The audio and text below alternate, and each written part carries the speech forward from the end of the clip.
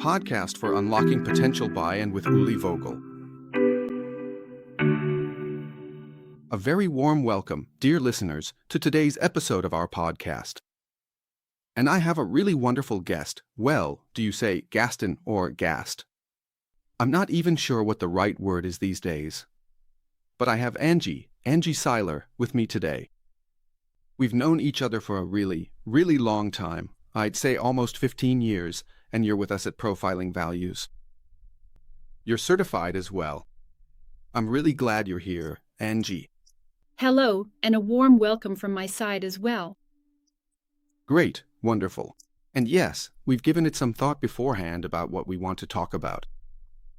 And yes, dear listeners, maybe just quickly a bit of structure up front. Most of the time it ends up being a bit different anyway, but that's totally fine. In the first part, people of course want to get to know you a bit. I've got a few keywords, but for me it's always a bit about the why in life. Yeah, when you make your decisions, when you actually set out on your path. And you've also had your own company for quite a while now, which deals with interesting things. I'd like to talk a bit about that. In the second part, I'd like to take a look with you at your recent thoughts and ideas regarding leadership. There are definitely some trends that can sometimes weigh a bit heavy on your heart. When you think about it, how badly some people are doing, especially after a certain stage in life, there are crises and so on. And for the third point, I'd like to talk with you about your planned podcast series, which is also related to this topic. So those are the 3 steps we have in mind here, dear Anschi. So when it comes to you, if you look at your white company online and see your experience, it's clear that sales training, and especially in textile and sports retail, really stand out. But that surely wasn't your first professional stop. Or maybe it was, if you could tell us a bit about why and how you became an entrepreneur. In the training field. Okay. Yes, absolutely. So, actually, I'm originally from Salzburg in Austria. I was born there, but now I live in Tyrol. And self-employment actually only came to me just 15 years ago. So not right from the start. I did a commercial apprenticeship and have had many different jobs along the way. For example, I worked at Harley-Davidson and even ended up in a management position in sales. That happened to me at a very young age, and I was really overwhelmed by it, too.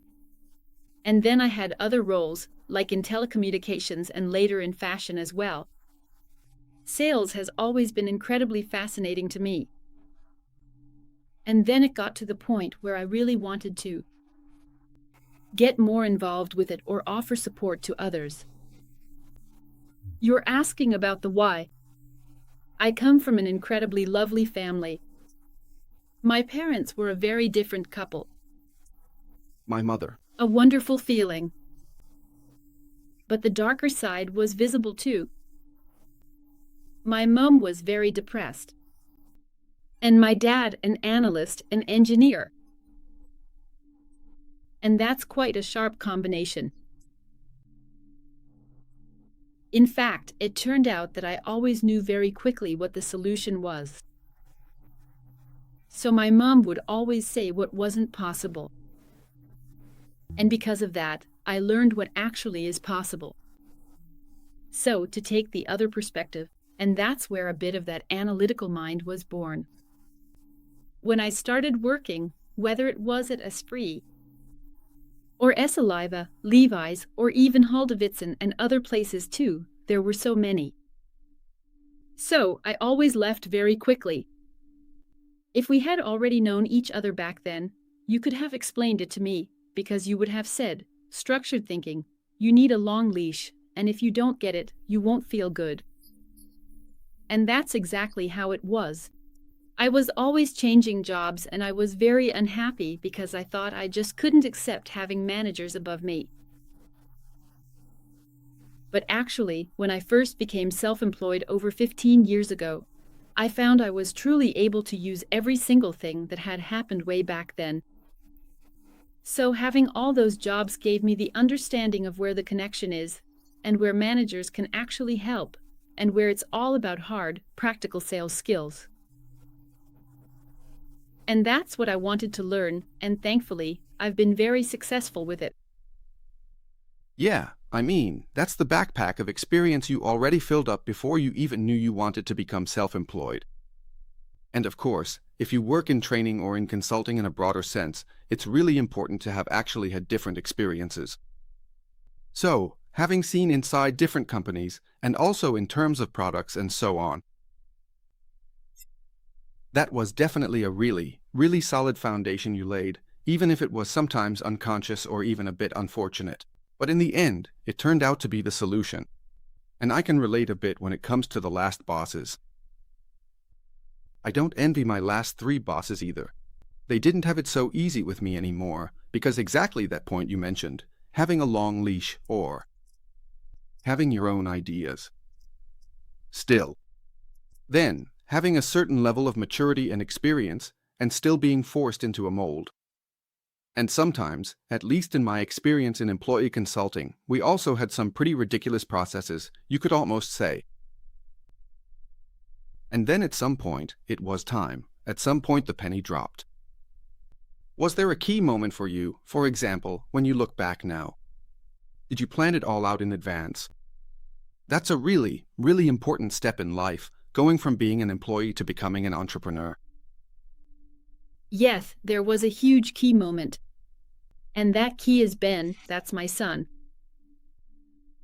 He was born this year, and that was the reason why I dared to go self-employed, because my boss at the time supported me a lot. So he made the path to self-employment really smart, easy, and straightforward for me. And then I was just incredibly keen to really set myself up well. Not just to train people in fashion here, or in leadership, personal development, and sales, but in a really broad field, because sales is so much more. It's not always just about selling products or services, but also about how I sell myself to my boss, for example. For instance, when it comes to different leadership styles.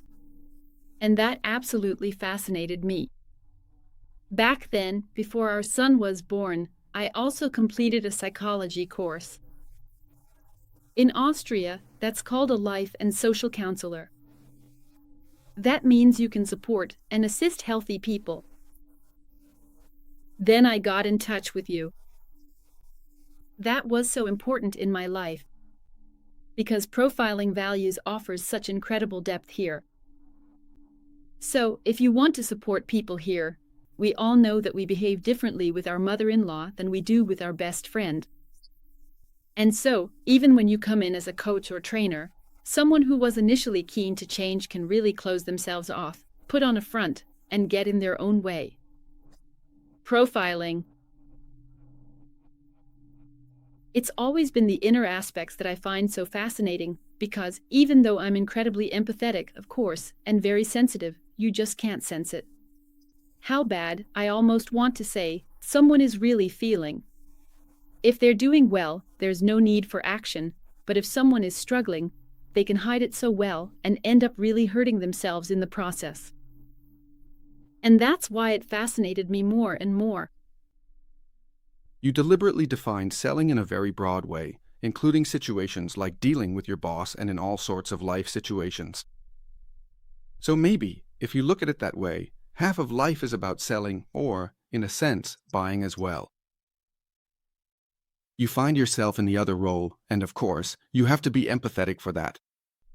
You just mentioned that as well, which of course has its limits, because people can actually close themselves off or shut down to such an extent that you just can't get through to them anymore. That's why profiling values is also a good tool. But if we look at sales again, you said earlier that there's a lot of practical know-how involved as well. Could you share with our listeners a little bit? Could you give us 1, 2, or 3 basics as well, so our listeners can take something away and think, hey, I just heard Anschi Sailer, she's an expert in her field.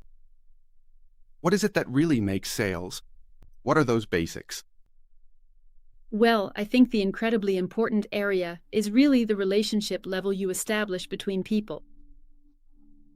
And if I'm able to do that, then so much has already been accomplished. Because I can contribute so much to touching someone here, as I like to call it. That means I can step out of my comfort zone and achieve great things. I can infect someone with my good mood, or they can infect me with their bad mood. Because that's possible, and that's why the relationship level is such a big topic. And I can really touch someone else only when I'm stable myself and when I know myself. When I can see through myself, and because of that, well, it stretches across my whole life. There's joy, lightness, and humor. And that's why it's so important in my trainings as well. There's always room for it because life isn't just about numbers, data, and facts. In the end, I think we try to buy a lot of joy in life, and we look for that joy in all sorts of products. Of course, it's the same with services too. And the second area is the tools of the trade, as I like to call them. So first, I need to have the opportunity to actually start a conversation with the customer. And today's customer is much more reserved. Well, that's true in many ways. A lot of the things we're offering, they already have. That's what makes it so interesting. I always call it the top tier because basically there are two areas. That's what makes it so fascinating. One is that the customer usually already has everything. That means they say, "Thanks, I'm just looking." Just looking. How can I manage that? There are simply the needs-based and situational approaches, which offer great opportunities. And the second thing is really just that the customer already has so much.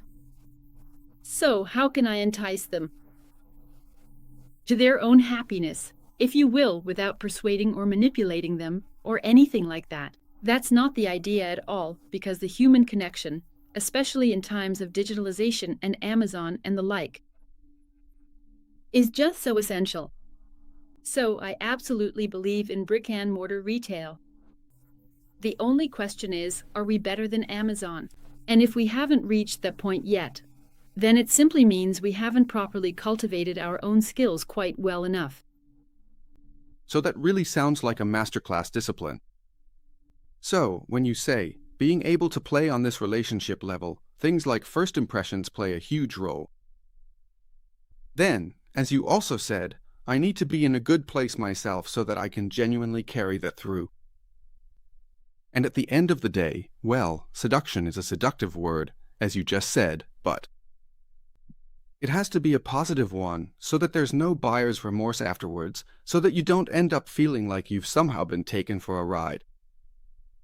So, this integrity is probably also something really important in a good sale. I mean, I learned many years ago that it's also really important that every way of ending a conversation, or every conclusion to a conversation, also leaves room for a possible new beginning, a good one. You have to make that happen. And I think you're definitely well advised to pay attention to things like that. Yeah. Fantastic. Yes, exactly so. There are so many facets, and there are also so many topics that have changed.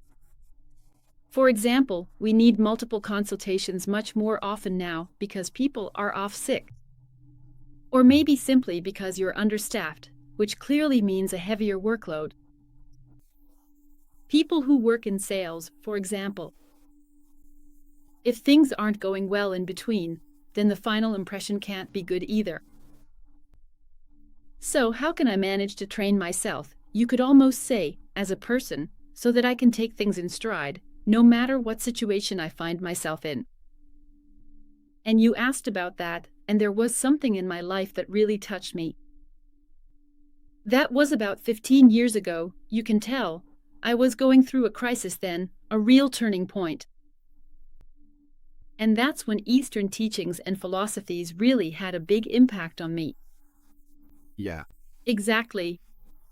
You can take away so much from this if you're willing to change your way of thinking, or even the thoughts you carry within yourself. Recognizing them as so essential, you could also call it your inner attitude. Or you could say, how do I set myself up for a positive day, or how can I deal with difficult situations? Just because someone acts weird towards me doesn't mean all is lost. There's also a lovely story where the wise man and the student are walking side by side. And there's a river next to them. And the student asks the wise man, "If I fall into the river, do I have to drown?" And the wise man says, "No, you don't have to, unless you stay in it." I find that really fascinating because we often don't even push ourselves to our limits because we're afraid of failing, or falling into something, or making mistakes. Or something like that. Yeah. I get what you mean. So, the avoidance strategy. And I think that's not the idea, but rather to say, what's the worst that could happen? I mean, the saber-toothed tiger isn't right next to us. Especially when it comes to sales and work, it's not a matter of life and death. At most, it might be the death of your ego, or something like that. That someone else might be able to push their ideas through more strongly than I can. But you could actually learn something from that. And changing that mindset is such a fascinating area for me. I'm really lucky that I get to work with clients who are open and willing here, and the employees are as well. So I think that's something COVID really did. It acted as an accelerant here, and now we're more open.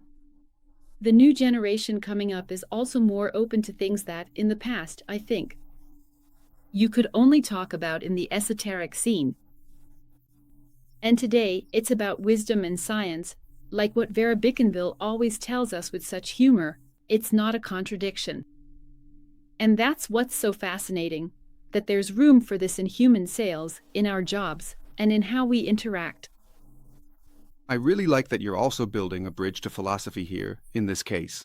Now, especially the Eastern philosophy, which in my opinion has a lot to do with letting go.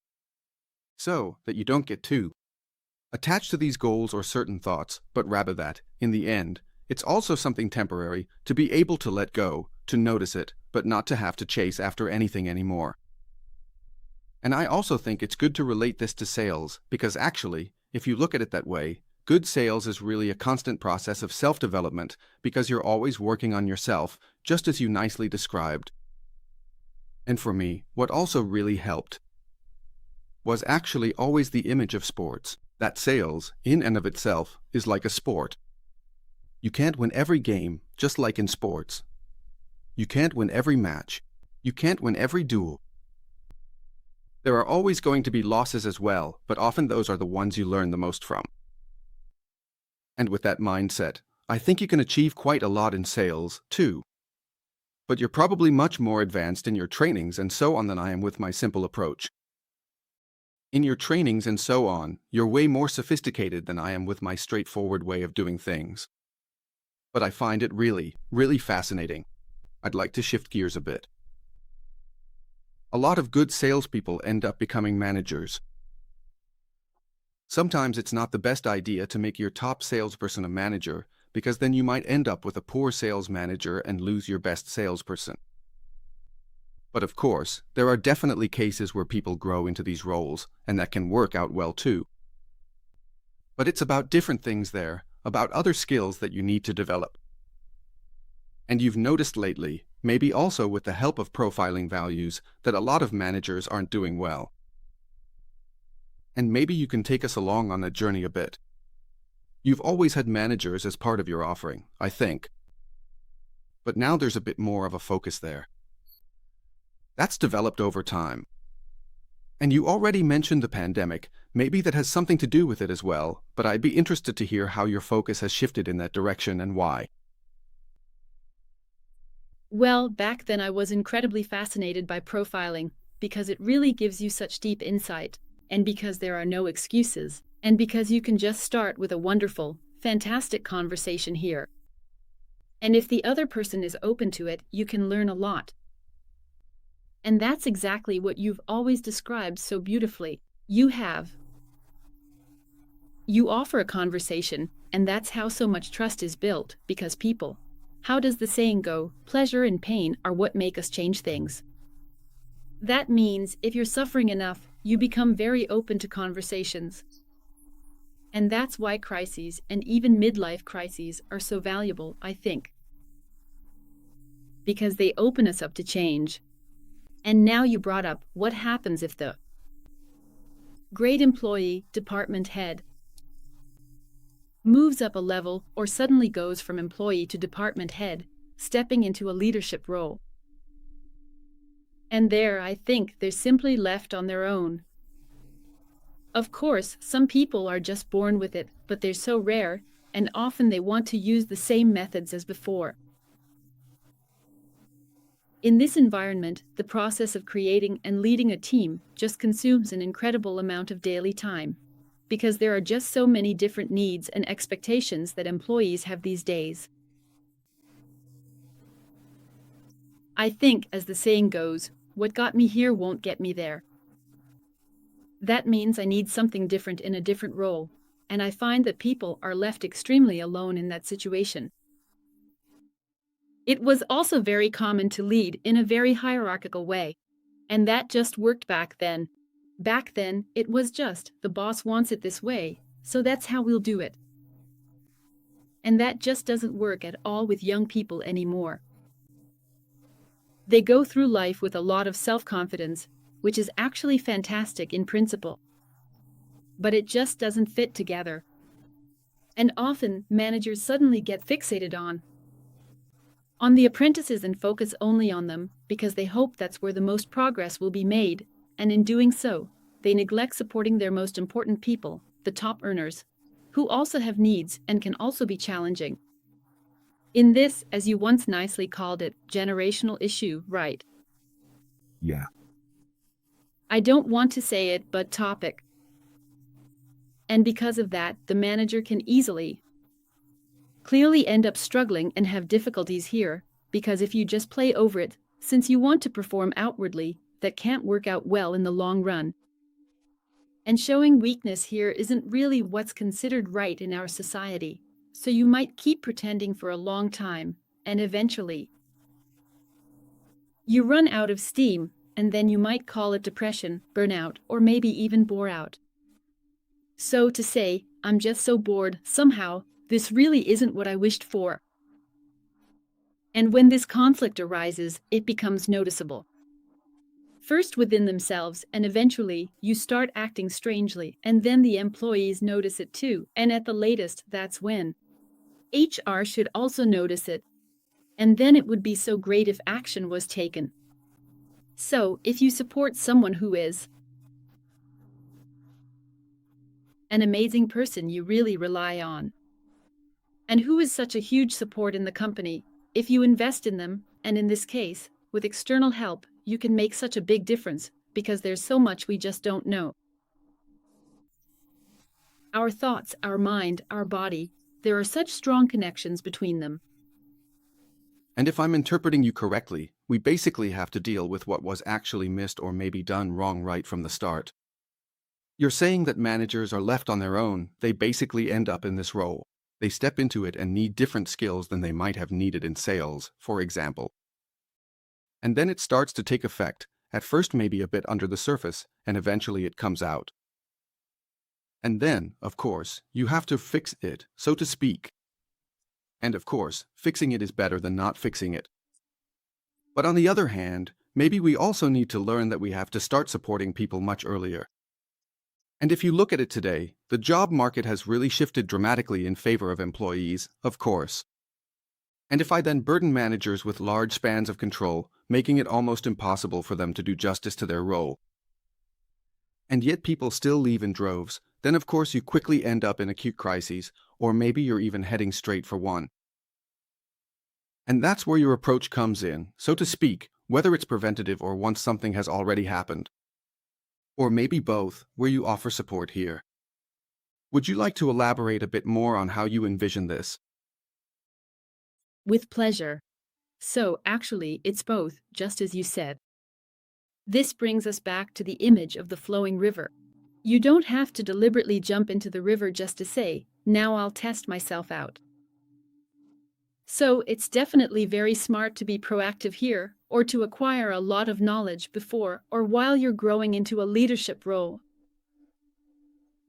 But, and this is now. Actually, it's a disadvantage. You're much more open when things aren't going well than when you're riding high. That you're the best because, or you've just been promoted. And that's definitely something that, in quotation marks, requires comprehensive support or guidance, because first of all, it is absolutely essential for you to fully understand exactly what it brings, the complex ways in which different people operate, and just how much our early childhood experiences continue to hold us back in our adult lives, especially when we fall into the deep compulsion to repeat patterns and actually say things that fail to bring any sense of happiness to ourselves or to the people around us. And to take a critical look at that, that's really how it is. The better the leader, the more they're able to communicate well and see the potential in their employees, and to activate that potential as well. That, for me, would be the incredibly important thing, especially when you look at Tuckman's stages. That you can actually guide them through the storming phase and really help them reach great heights, if you make the time for it. That's the next thing, learning to delegate and making time so you can actually work on more important things, if I can put it that way, that really drive the bigger picture forward. So that's true. So it's both. When it comes to support, it's in quotation marks the classic live trainings, but also combined with webinars, online training, and one-on-one coaching.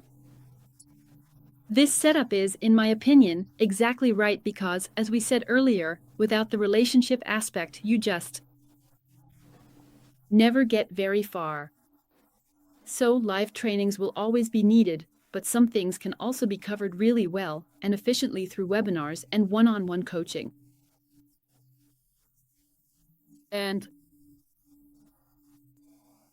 this online training is so important to me because it's such a broad range of knowledge that you can deliver so well through new media. Whether it's an explainer video or an interview with Ed Sheeran, who says you learn absolutely nothing from success. For example, maybe that's the moment when it finally clicks for the manager. And for someone else, it's just some other point entirely. That's why you need this intensity, but only in very small doses. So, I'm not a big fan of week-long trainings, because things just fizzle out unless everything is well coordinated. And the second area you mentioned, if someone is already struggling, then you also have a big responsibility. Of course, the responsibility ultimately remains with the person whose life it is. That's just how it is. That's the Eastern teaching, very clearly. But this desire to help someone, or if you poke at wounds, you can't just leave the person to bleed out. You really need a lot of personal stability for that, and on the other hand, a sensitivity, I would say. Yeah, and maybe also just that feeling. Or even knowing, at a certain point, to maybe say, yeah, this is where a therapist needs to be brought in. I don't feel comfortable handling this on my own anymore.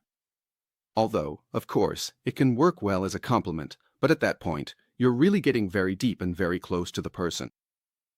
Maybe just one more thing from my side about supporting someone. I really appreciate that you look at this in an integrated way. I'm also not a fan of cramming everything into some week-long or day-long training sessions, because right after that comes the pressure to forget everything.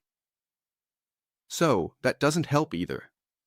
What we really need is a journey that integrates, that brings together different media formats and takes place over a certain period of time, because we're human, creatures of habit. Otherwise, we won't really change ourselves in any meaningful or lasting way. But what I'm taking away from this now is that working with individuals where things are actually happening is something that's really important to you right now because you've had a lot of experiences recently especially with people at a certain stage in life. And you told me that you want to launch a podcast about this as well. And now, of course, I'm really curious about it. We'll definitely include the link to your podcast in the show notes. Would you like to tell me a bit about the project and give our listeners a bit of an idea of what direction it's going in?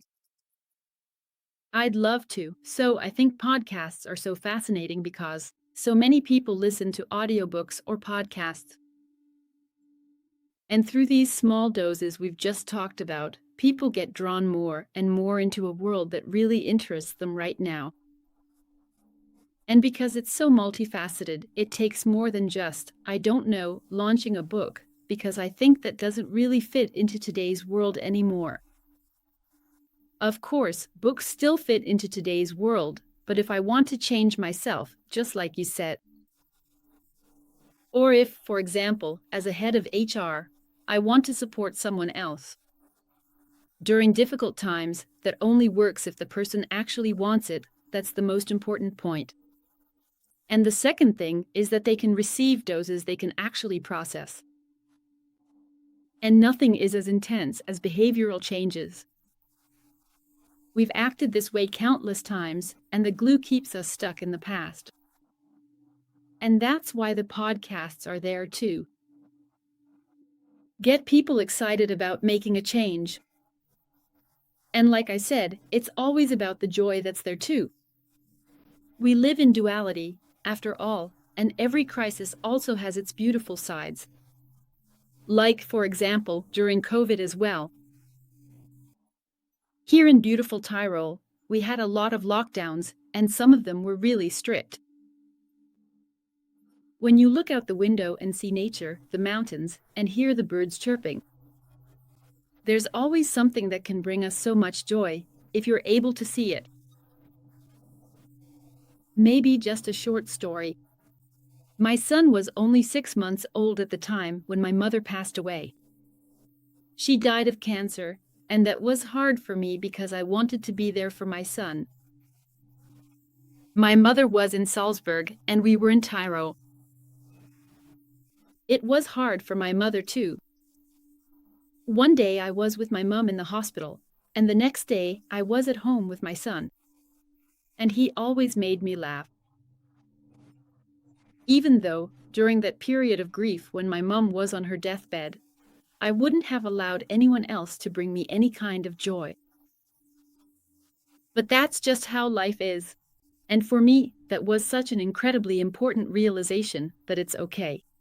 That joy and sorrow can exist side by side, and that no matter how tough the moment is, whether it's a crisis you're in or the situation you're facing here, there's always a way out if you have the courage to face it and not look away.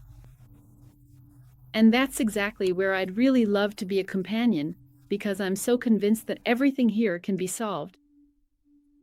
Yeah, and if you get the right doses, just to pick up on that again, and put them together well, I think you can always guide people back onto a positive path, knowing full well that, of course, we'll always face setbacks along the way. There is simply suffering in the world, but it's about how we deal with it.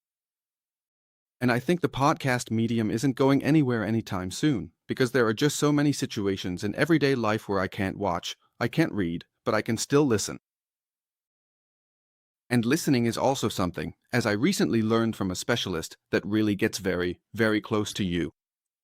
So, through a podcast, we get incredibly deep and close to people in a way that you just can't achieve with text or sometimes even with video. So I'm really looking forward to it. How is it going to be set up? Would you maybe like to say a couple of sentences? Time is flying by again. Can you tell us how you're going to structure it, either in terms of content or format, so we have something to look forward to?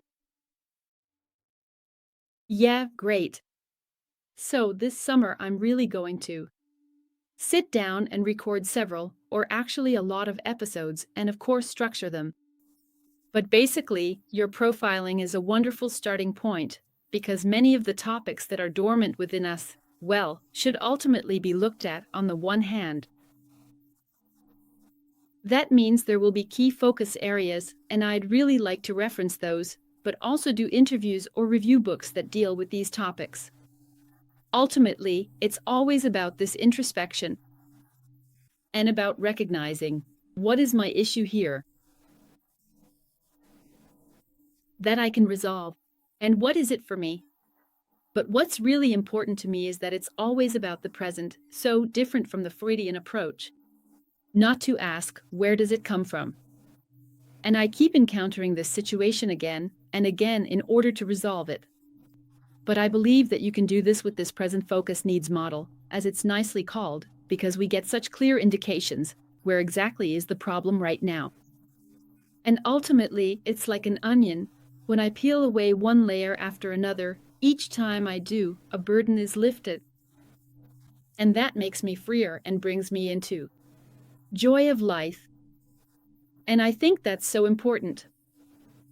That means I'll try to structure things, even if it confuses everyone, but in reality, it's so broad and I think it resonates with people in such different ways. And that's why I'll keep coming back to the main topics. Yeah, that definitely makes sense, because we all take things in differently, but also to package them in different doses as well. And something you hear once can just as quickly slip away again. What kept us busy for a long time last year, when we were preparing our podcast as a team, was, what should we actually call our podcast in the end? Are you ready yet? Yeah, Then let us know. exactly. It's called Restart Leadership Out of Burnout. Ah, out of burnout. Good play on words. Wow, we're really curious about it. Angie, you've set yourself an important goal, but it's also a big challenge. But I mean, you're not one to settle for easy challenges. I've known you for quite a while now. That's really nice. And just for our listeners, the link to your podcast will be in the show notes. And I wish you lots and lots of success with it. But first of all, thank you so much for being with us today, Angie, and for having this conversation with us. It's also helped me move forward in some ways, but now I'm really looking forward to your podcast. Thank you, dear Angie. Thank you, dear Uli. It was a real honor for me. See you very soon. Ciao. Uli.